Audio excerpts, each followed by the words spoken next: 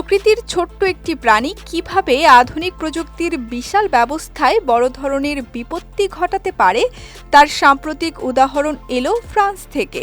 ঝাঁকে ঝাঁকে জেলিফিশ ঢুকে পড়ায় ফ্রান্সের গ্রাভেলিন পারমাণবিক বিদ্যুৎ কেন্দ্রের ৩টি চুল্লি বন্ধ করে দিতে হয়েছে।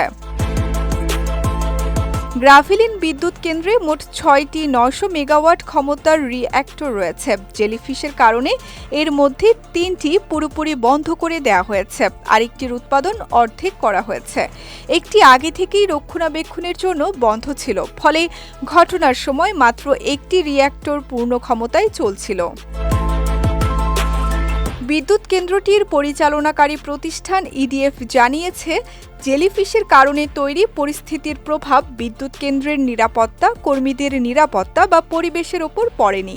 স্থাপনার নিরাপত্তা নিশ্চিত করা এবং রিঅ্যাক্টরগুলোকে জাতীয় বিদ্যুৎ গ্রিডে পুনরায় যুক্ত করতে কর্মীরা কাজ করছেন।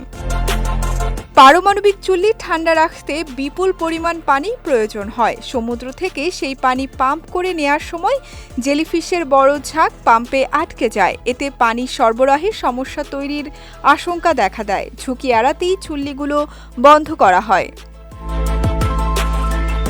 পরিস্থিতি সামাল দিতে আশপাশের সমুদ্রে ৩টি মাছ ধরার নৌকা নিয়ে ২৪ ঘন্টা নজরদারি চালানো হচ্ছে। নৌকাগুলো জেলিফিশ ধরে সাগরের অন্য অংশে ছেড়ে দিচ্ছে। পাশাপাশি পাম্পিং স্টেশন ও সংশ্লিষ্ট যন্ত্রপাতি পরিষ্কার করা হচ্ছে। তবে এখন পর্যন্ত জেলিফিশের কোন প্রজাতি এই ঘটনার জন্য দায়ী তা নিশ্চিত হওয়া যায়নি।